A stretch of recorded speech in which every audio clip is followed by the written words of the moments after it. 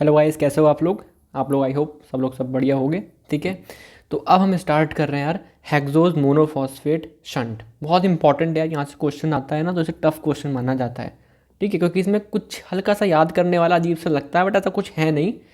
ठीक है, हम आराम से समझेंगे, आराम से याद हो जाएगा। बट दिमाग में ये लेके मत बैठना इस लेक्चर में, ये टफ है। ठीक है, हर चीज़ समझने वाली है, हर चीज़ समझाने वाली है, तो उस तरीके से हम पढ़ेंगे और हो जाएगा। क्वेश्चन आता है और आराम से हम डील कर लेंगे। ठीक है, लास्ट ईयर भी आया था आपके 2022 में। ठीक है, ओके, 22 वाले बैच के लिए, है ना। अब मैं क्या बोल रहा हूँ, हेक्सोज मोनोफॉस्फेट शंट है क्या। अगर मैं बोलूँ आपसे ग्लूकोज का ऑक्सीडेशन करना है, पूरा तोड़ना है, तो रास्ता क्या है। पहले ग्लूकोज को करते हैं पायरुवेट में कन्वर्ट, है ना, पायरुवेट में कन्वर्ट। फिर पायरुवेट से एक आती है लिंक रिएक्शन, है ना। फिर लिंक रिएक्शन कहाँ है, TSA मतलब TCA यानी कि क्रैब साइकिल में एंटर करती है। और ये तरीके से क्या होता है, मेरा ग्लूकोज पूरा कंप्लीटली ऑक्सीडाइज्ड होता है, पूरा टूटता है। ठीक है, ये रास्ता तो हम सब जानते हैं और हम सब ने पढ़ भी लिया। अब लेकिन एक अलग रास्ता है जिसमें मैं ग्लूकोज को कंप्लीटली ऑक्सीडाइज करता हूँ। क्या बोला मैंने, ग्लाइकोलिसिस लिंक रिएक्शन TCA के अलावा एक और रास्ता है जिस रास्ते से वो जाएगा और क्या हो जाएगा उसका कंप्लीट ऑक्सीडेशन। यानी कि जो आपका ग्लूकोज का फॉर्मूला है C6H12O6 वो पूरा टूट जाएगा और 6 CO2 निकल जाएंगे। क्या बोला मैंने, पूरा कंप्लीटली ऑक्सीडाइज हो जाएगा। एक अलग रास्ता भी, दैट्स वाई शंट, है ना, डिफरेंट अल्टरनेट पाथवे, जिसमें आपके अंदर बॉडी में 10% ग्लूकोज इस रास्ते को फॉलो करती है, बाकी 90% आपका ये है ना ग्लाइकोलिसिस वगैरह और कुछ और होगा। ठीक है, लेकिन जैसे कि मैं बोलूँ RBC, है ना, RBC में ये 10% की वैल्यू बढ़ के 30% HMP में जाते हैं, HMP में जाते हैं। ठीक है, तो ये बात हो गई यहाँ पे। RBC में क्यों, क्योंकि अभी हम पढ़ेंगे RBC में ना नीड है, इस वाले सिस्टम की नीड है। क्यों नीड है अभी हम बात करेंगे, छोड़ो। अब मैं क्या बोल रहा हूँ, यहाँ पे ना ATP नहीं बनती। आप बोलोगे अरे एनर्जी बनी नहीं रही, कर क्यों रहे हो, ये क्यों कर रहे हो, ATP बन मतलब कि एनर्जी बन नहीं रही है। इसका एक अलग अलग उद्देश्य है। HMP शंट का एक अलग मोटिव है, एक अलग मिशन पे निकला है वो। ठीक है, चलो समझते हैं। तो इसको बोलते हैं हेक्सोज मोनोफॉस्फेट शंट। अब आप देखोगे यार, मोनोफॉस्फेट दिखेगी आपको, हेक्सोज यानी कि 6 कार्बन, है ना, और शंट क्यों, अल्टरनेट पाथवे है। ठीक है, अभी हम देखेंगे लोकेशन क्या है। लोकेशन आपको ऐसे याद कर लो, कैसे, HMP ट्रिक का नाम है। ये देखो यहाँ पे, देखो क्या लिखा हुआ है, HMP। H for hepatic, liver में, M फॉर मेमोरी ग्लैंड, यानी कि ऐसा लिख दूं एडिपोज टिश्यूज में। मेमोरी ग्लैंड में क्या होता है, मेनली एडिपोज टिश्यूज, है ना। और P for peripheral, peripheral adrenal, क्या होता है पेरिफेरल, कॉर्टेक्स, पढ़ा है ना, आउटर कॉर्टेक्स इनर मेडुला। तो इस तरीके से ये लोकेशन है। ठीक है, अभी इसकी लोकेशन के ऊपर और अच्छे से बात करेंगे थोड़ा सा। मैंने बोला आपसे कि HMP आपका ATP नहीं बनाता, बिल्कुल सही बोला मैंने आपसे। अभी आप देखोगे भी ATP नहीं बन रहा है भाई। ठीक है, तो सिग्निफिकेंस क्या है, इंपॉर्टेंस क्या है इसके, इसमें बनता है आपका बहुत सारा NADPH, एक रिड्यूसिंग एजेंट, मतलब एकदम पावर है इसमें, है ना। अभी देखेंगे क्या काम करता है, बट NADPH बनाएंगे इसमें। और इसकी इंपॉर्टेंस क्या है, आगे चल के हम पढ़ेंगे। फैटी एसिड सिंथेसिस में काम आता है, कोलेस्ट्रॉल सिंथेसिस, स्टेरॉइड सिंथेसिस में काम आता है। हम देखेंगे देखो क्या होता है। ये मान लो RBC है, ये मान लो RBC है। ठीक है, अब RBC में मान लो कोई ड्रग्स वगैरह है, कोई फ्री रेडिकल, कोई भी फ्री रेडिकल आया, ये क्या, एक फ्री रेडिकल आया, फ्री रेडिकल आया, वो क्या करेगा, इस पे अटैक करेगा RBC के ऊपर और RBC को ख़राब कर देगा। RBC डैमेज, RBC डैमेज हो गई। ठीक है, तो आप बोलोगे यार कितनी बेकार बात है, काश ये फ्री रेडिकल को रोकने वाला कोई होता। हाँ एक है, कौन है आपका, एक सेकेंड, है ना। तो आपका जो ये है ग्लूटाथायोन, है ना, ग्लूटाथायोन क्या करता है, इसको रोकता है। तो यहाँ मैंने लिख दिया, इसको बचाने वाला कौन आया, ग्लूटाथायोन, ग्लूटाथायोन। लेकिन ग्लूटाथायोन की कौन सी form, reduced form, reduced form. तो इस रिड्यूस्ड फॉर्म को बने रहे, कि ये ग्लूटाथायोन रिड्यूस्ड फॉर्म में बना रहे, तो उसमें कौन हेल्प करता है आपका, NADPH। कैसे करेगा, चलो अभी देख लेंगे डिटेल में थोड़ी देर बाद, बट मेरी बात समझो। NADPH ना बहुत इंपॉर्टेंट है, किसके लिए, हमारी बॉडी के अंदर कोई भी ऑक्सीडेटिव डैमेज, फ्री रेडिकल वगैरह कोई डैमेज करते हैं, उसको प्रिवेंट करने। कैसे, देखो ना, NADPH ग्लूटाथायोन को रिड्यूस फॉर्म में रख रहा है, रिड्यूस फॉर्म में रख रहा है, जिससे कि ग्लूटाथायोन इस फ्री रेडिकल से मिलता है ना, और आरबीसी के डैमेज को बचा लेता है। ठीक है, थोड़ी देर बाद फिर इस पॉइंट पे डिस्कशन करेंगे अभी। चलो, और क्या इसका सिग्निफिकेंस है, और क्या सिग्निफिकेंस है, इसमें बनेंगी बहुत सारी राइबोज शुगर भी हमें देखने को मिलेंगी, पेंटोज शुगर।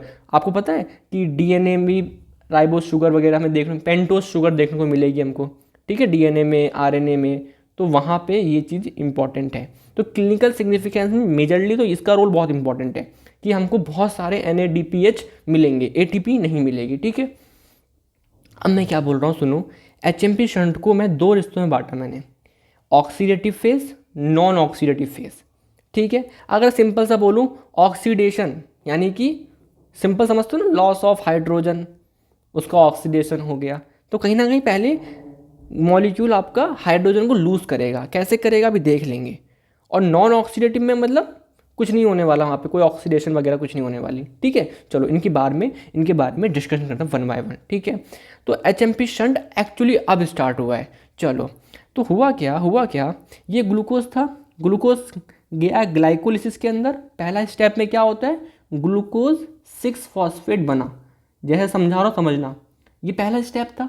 अब कायदे में इसको कहाँ जाना चाहिए था, इसको ग्लाइकोलिसिस करना चाहिए था, बट एक अलग रास्ता चुनता है ये, 10% ग्लूकोज अलग रास्ता चुनता है, वो पढ़ने जा रहे हैं हम।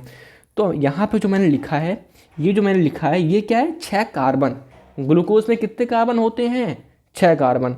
और जो ये लिखा है, ये क्या बता रहा है आपका कि ग्लूकोज के कितने मॉलिक्यूल्स हैं, 6 ग्लूकोज के मॉलिक्यूल। समझ में आ रहा है, दोनों का अलग अलग सिग्निफिकेंस है। ये नंबर ऑफ कार्बन बताते हैं कि एक ग्लूकोज में कितने कार्बन हैं, और ये दिखा रहा है कि नंबर ऑफ ग्लूकोज हैं कितने। ठीक है, तो सिंपल सी बात है, क्या बना, ग्लूकोज 6 फॉस्फेट, 6 के 6 बन गए, है ना, और 6 कार्बन है। अब क्या हुआ, ग्लूकोज 6 फॉस्फेट ने हाइड्रोजन को लूज करा, मतलब इसने हाइड्रोजन लूज करे, और क्या बन गया, 6 फॉस्फो ग्लूकोनोलैक्टोनिन, पता नहीं क्या है, बहुत फनी सा, अजीब सा है। ठीक है, सुनोगे, आज करोगे, याद हो जाएगा। ठीक है, हुआ क्या, बस यहाँ पे हुआ क्या, यहाँ से हाइड्रोजन निकल गए। अब जब हाइड्रोजन निकल गए तो NAD+ ने NADPH क्या करा, बन गया। अब यह बोलोगे ये हाइड्रोजन कहाँ से आ रहे हैं, ये हाइड्रोजन यहाँ से आ रहे हैं, यानी क्या हो रहा है इसका, ऑक्सीडेशन। ऑक्सीडेटिव फेज है ना गाइस, ये ऑक्सीडेटिव फेज है। ठीक है, मैग्नीशियम इंपॉर्टेंट होता है। ठीक है, अब मैंने क्या बोला आपसे, सिंपल रखना चीज़ों को। यहाँ पे 6 थे, ठीक है, ये भी 6 बने, यानी कि रिएक्शन 6 बार बनेगी, यानी कि NADPH कितने बनेंगे, 6। समझ में आ रहा है क्या, हम क्योंकि 6 मॉलिक्यूल लेके चल रहे हैं, क्यों समझेंगे। ठीक है, अब क्या हुआ, इसमें पानी मिलाया, कुछ भी नहीं हुआ, पानी मिलाने से थोड़ा सा आसान नाम हो गया, 6 फॉस्फोग्लूकोनेट। ठीक है, लैक्टोनेट आते हैं ना, मस्त ग्लू, तो 6 कार्बन का भी है, और ये क्या हुआ, ये बचे 6 मॉलिक्यूल हैं। ठीक है, अब फिर से क्या आया, हाँ एक बात ध्यान रखना, जहाँ पे भी ये डिहाइड्रोजिनेस एंजाइम आ रहा है, जैसे इस स्टेप में एंजाइम का नाम क्या है, ग्लूकोज 6 फॉस्फेट डिहाइड्रोजिनेस। इसका मतलब क्या है, ग्लूकोज 6 फॉस्फेट में से हाइड्रोजन को हटाओ, ये तो काम होता है डिहाइड्रोजिनेस। ठीक है, एंजाइम का। ओके, अब यहाँ पे क्या है, फॉस्फोग्लूकोनेट में डिहाइड्रोजिनेस, यानी कि इससे भी हाइड्रोजन हटाओ, तो फिर से क्या बनेंगे आपके, NADP+ ने NADPH ले लिए, यानी कि ये भी 6 और ये भी 6 बनेंगे। आप बोलोगे 6 क्यों बनेंगे, बिकॉज यहाँ पे भी क्या है, 6 है, तो ये रिएक्शन 6 बार होगी, 1 2 3 4 5 6। समझ में आ रहा है क्या, और हर स्टेप में क्या निकलेगी, एक CO2 निकलेगी, एक CO2 निकलेगी, तो 6 स्टेप में कितनी निकलेगी CO2, 6 CO2 निकलेगी। अब आप बोलोगे अच्छा पहले 6 कार्बन का था और हर स्टेप में एक CO2 निकल गई, तो कितने कार्बन बचे यहाँ पे, 5 कार्बन, और बनेंगे कितने, ये 6 बनेंगे। एक कार्बन कम क्यों हो गया, बिकॉज हर स्टेप में एक CO2 C कार्बन निकल रहा है। समझ में आ रहा है क्या, समझ में आ रहा है क्या, ये क्या है आपका ऑक्सीडेटिव फेज, जो कि कहाँ होता है बेसिकली आपका, ये हेपेटिक, मैमलरी ग्लैंड और एड्रिनल कॉर्टेक्स में होता है। इसके आगे की प्रोसेस हर एक टिश्यू में, हर एक सेल में होती है, हर एक टिश्यू में होती है। समझ में आ रहा है क्या यहाँ तक, ठीक है, ठीक है, चलो अभी देखेंगे, ठीक है आगे। चलो अब मैंने इसको समराइज़ करा, यहाँ तक तो पढ़ा चुका हूँ मैं, यहाँ तक मैं बता चुका हूँ, ठीक है। कलर चेंज करते हैं थोड़ा सा, यहाँ तक मैं बता चुका हूँ, ठीक है। अब इसके जो आगे वाला स्टेप है, ठीक है, यहाँ से इसके बाद क्या होगा, ये क्या है, नॉन ऑक्सीडेटिव, यहाँ मैं लिखना भूल गया थोड़ा सा, नॉन ऑक्सीडेटिव फेज। अब होगा क्या, यहाँ पे कोई भी CO2 वगैरह, कोई कार्बन वगैरह कम नहीं होगा, बस ध्यान से देखना और समझना। यहाँ पे सिंपल सा बस अरेंजमेंट होगा, ठीक है। यहाँ से हमने एक एंजाइम डाला आइसोमेरेज और एपीमेरेज, मतलब कहीं ना कहीं दोनों ही आइसोमर्स हैं, है ना, कुछ ऐसा कराएंगे अरेंजमेंट। तो क्या हुआ, इसने बनाए चार जाइलोज 5 फॉस्फेट, 6 मॉलिक्यूल थे, 6 में से चार क्या बनाए जाइलोज 5 फॉस्फेट, और 2 क्या बनाए राइबोज 5 फॉस्फेट। अब आप बोलोगे ये भी 5 कार्बन का, ये 5 कार्बन, हाँ भाई कुछ निकला थोड़ा ना है, कोई CO2 निकली, कोई CO2 ऐड हुई नहीं, तो कार्बन तो वही सेम रहेगा, बस थोड़ा बहुत फॉस्फेट उठा के वहाँ रख दिया, वो बॉन्ड तोड़ के वो बना दिया, थोड़ा सा आइसोमेरेज करा गया है बस, ठीक है। तो आप बोलोगे यहाँ पे 6 थे, क्या यहाँ पे 6 हैं, चलो गिनते हैं, 1 2 3 4 तो ये हो गए और 2, हाँ 6 हैं। हर स्टेप पे चेक करना है हमको, ठीक है। हमने स्टार्टिंग पे 6 लिए थे, ठीक है, समझ में हमको आ रहा है, ठीक है। अब क्या हुआ, अब आप बोलोगे कि यार ये दो अलग क्यों लिखे हैं, इसका अलग सिग्निफिकेंस है, मैं बताऊंगा, ठीक है। अब क्या हुआ, ये अब अंडरगोज करे किसमें, ट्रांस कीटोलेज एंजाइम के थ्रू, मतलब कीटोन ग्रुप पे कुछ एक्शन होगा, ठीक है, in the presence of vitamin B1, ये दिख रहा है TPP, thiamine pyrophosphate, vitamin B1 as a coenzyme है, यहाँ पे चाहिए होता है, ठीक है। चलो अब क्या हुआ, यहाँ के 2 मॉलिक्यूल जाइलोस के, ये वाले 2 मॉलिक्यूल आए, यहाँ के 2 मॉलिक्यूल आए, है ना, और आपस में मिक्स हुए। अब मुझे बताओ, अब मुझे सोचो ये कितने कार्बन का था, 5 कार्बन का, ये कितने कार्बन का, 5 कार्बन का, ये दोनों मिक्स हुए और क्या बने, 7 कार्बन का ये और 3 कार्बन का ये। अल्टीमेटली सम करके 10 आना चाहिए, आ रहा है ना। एक बना आपका सेडू हेपिटोलोज 7 फॉस्फेट, है ना, और ग्लिसरेल्डिहाइड 3 फॉस्फेट, नाम में दिख रहा है यार, 3 फॉस्फेट यानी 3 कार्बन होंगे, 7 फॉस्फेट यानी 7 कार्बन तो होंगे, ठीक है, समझ में आ रहा है। और क्या हुआ देखो, अब यहाँ नंबर पे देखो कितने होंगे, ये भी 2 होंगे, ये भी 2 होंगे, कितने हो गए 4। आप बोलोगे 4, 2 कहाँ गए, 2 अभी रुके हुए हैं, कुछ आगे काम आएगा इनका, ठीक है। जैसे यहाँ पे ट्रांस कीटोलेज डाला था, अब डालेंगे ट्रांस एल्डोलेज, ठीक है। चलो वापस से मिलाओ, 7 कार्बन 3 कार्बन मिले और क्या बना दिया, एक 4 कार्बन और एक 6 कार्बन, सम करो 10, हाँ ठीक है, इरेथ्रोज 4 फॉस्फेट और फ्रक्टोज 6 फॉस्फेट, ठीक है। और ये कितने थे, 2 मॉलिक्यूल ये थे और 2 मॉलिक्यूल ये थे, यहाँ पे भी 2, यहाँ पे भी 2, हाँ बैलेंस आ रहा है, समझ में आ रहा है क्या, इरेथ्रोज 4 फॉस्फेट, फ्रक्टोज 6 फॉस्फेट, ठीक है। अब वापस आओ, मैंने जब जाइलोज बोला था कि 4 बनेंगे, 2 तो यहाँ खत्म हो गए इस स्टेप में, अभी 2 बचे हैं ना।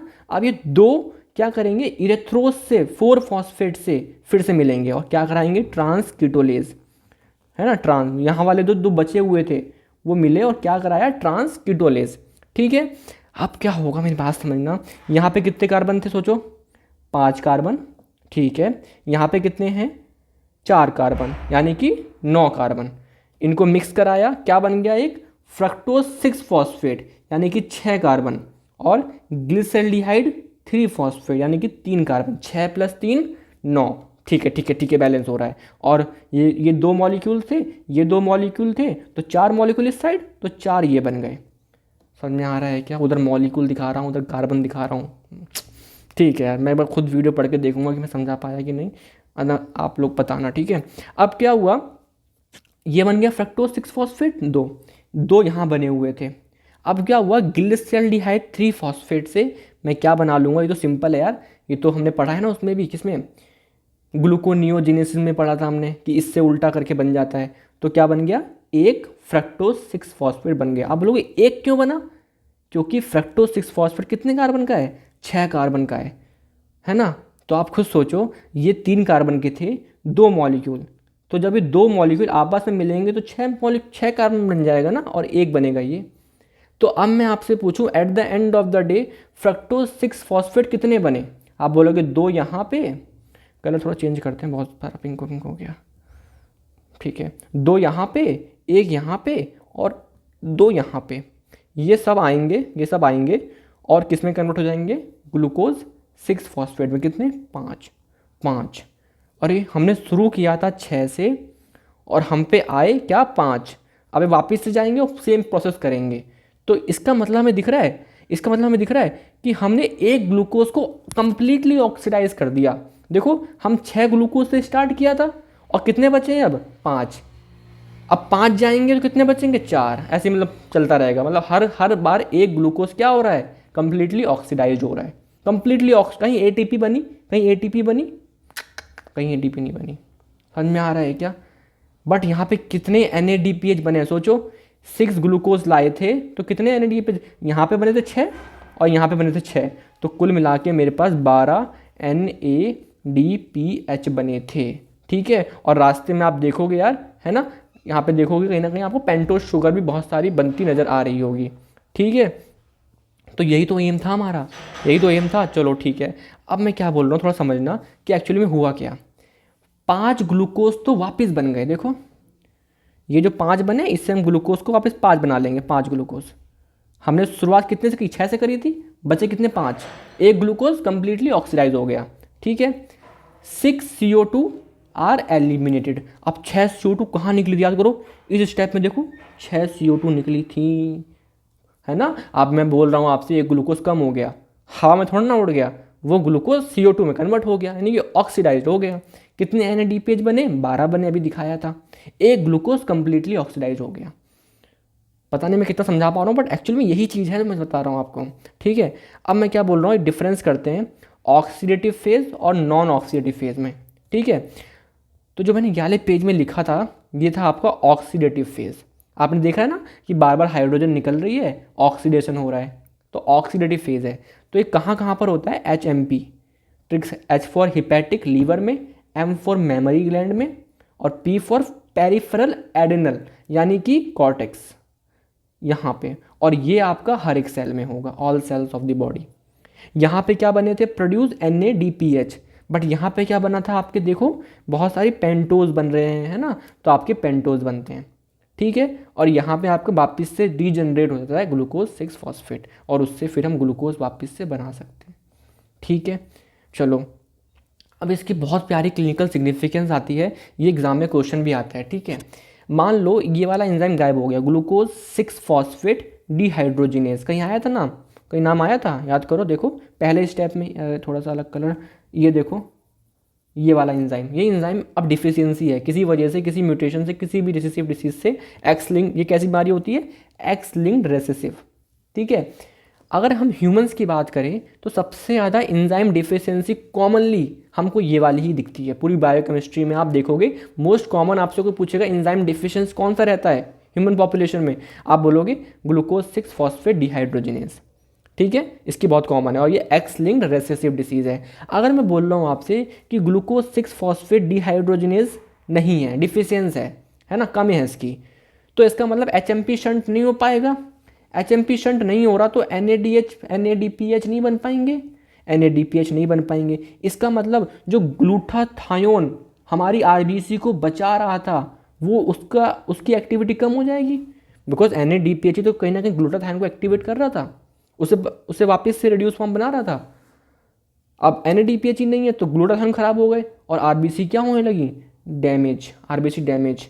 और RBC जब डैमेज होती है तो RBC में क्या निकलता है, हीम वगैरह निकलता है, तो हमको जॉन्डिस देखने को मिलेगी। जॉन्डिस में अलग से पढ़ाऊंगा, बट हल्का सा कॉमन सेंस तो रखते हो, ठीक है। और क्या देखने को मिलेगा हमको, देखो क्या होता है, अगर मैं सिंपल आपको बताऊं फिर से, ये NADPH, ये ग्लूटाथायोन वगैरह ऑक्सीडेशन को प्रिवेंट करते हैं। यानी कि एक आयरन है Fe+2 में, Fe+3 में जाना चाहता है, ठीक है। अब हमारे बॉडी के अंदर मोस्ट कॉमन आयरन किस फॉर्म में दिखता है, ये फेरस स्टेट, इस वाले स्टेट Fe+2 में दिखता है, ठीक है। ये वाला स्टेट खराब होता है, ये वाला स्टेप खराब होता है Fe+3, ठीक है। इसे बोलते हैं नॉर्मल हीमोग्लोबिन, ये आपका नॉर्मल हीमोग्लोबिन होता है, और ये वाला होता है मिथ हीमोग्लोबिन, खराब हीमोग्लोबिन है ये, ठीक है। इसको रोक कौन रहा है? NADPH, ग्लूटाथायोन वगैरह रोक रहे हैं, ये रोक रहे हैं। बट NADPH मान लो नहीं है ना, नहीं है, तो क्या होगा, Fe+2 से Fe+3 का लेवल बढ़ने लगेगा, ऑक्सीडेशन होने लगेगी। देखो ना, +2 से +3 जाना, इसे ऑक्सीडेशन बोलते हैं। ठीक है, तो क्या होगा, मिथ हीमोग्लोबिन का लेवल बढ़ना शुरू हो जाएगा। क्यों? क्योंकि NADPH नहीं है, क्योंकि NADPH नहीं है। तो ये कुछ सिम्टम मिले। लेकिन एक मजे की बात क्या दिखती है कि वो पेशेंट जिसके अंदर ग्लूकोज 6 फॉस्फेट डिहाइड्रोजिनेज की कमी होगी, उसको मलेरिया से क्या होगा, रेजिस्टेंट, मतलब मलेरिया उसे कुछ बिगाड़ नहीं पाएगा। ऐसा क्यों? बिकॉज अगर आपने छोटी क्लास में पढ़ा होगा, 11, 9, 10 नहीं 12 में पढ़ाते हैं, ठीक है, मलेरिया की लाइफ साइकिल के लिए RBC बहुत इंपॉर्टेंट है। पढ़ा है? RBC हीमोजोइन निकालता है, फटता है। बट यहाँ पे क्या हो रहा है, RBC डैमेज जल्दी हो जा रही हैं, RBC जल्दी डैमेज हो जाती हैं, तो मलेरिया अपना लाइफ साइकिल पूरा नहीं कर पाता है, इसलिए वो रेजिस्टेंट होता है। मतलब मलेरिया ढंग से वहाँ पे सर्वाइव नहीं कर पाता है, मलेरिया वाला प्लाज्मोडियम वगैरह।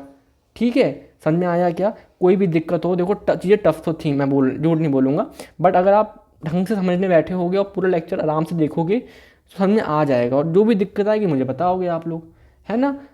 कई बार ऐसा होता है ना, मेरे सामने कोई बच्चा ऐसे बैठा नहीं है इस तरीके से, तो मैं बस पढ़ा रहा हूँ और ट्राई कर रहा हूँ कि एकदम सब कुछ क्लियर कर दूँ एक बार में। बट मे बी कहीं ना कहीं मैं लैग कर गया हूँ, कहीं ना कहीं मैं थोड़ा सा रह गया हूँ। तो प्लीज़ मुझे रिव्यू देना और बताना कहाँ पे क्या कमी रह गई, या फिर समझ में आया तो वो बताना। ठीक है, चलिए, ठीक है, चलिए, थैंक यू, बाय।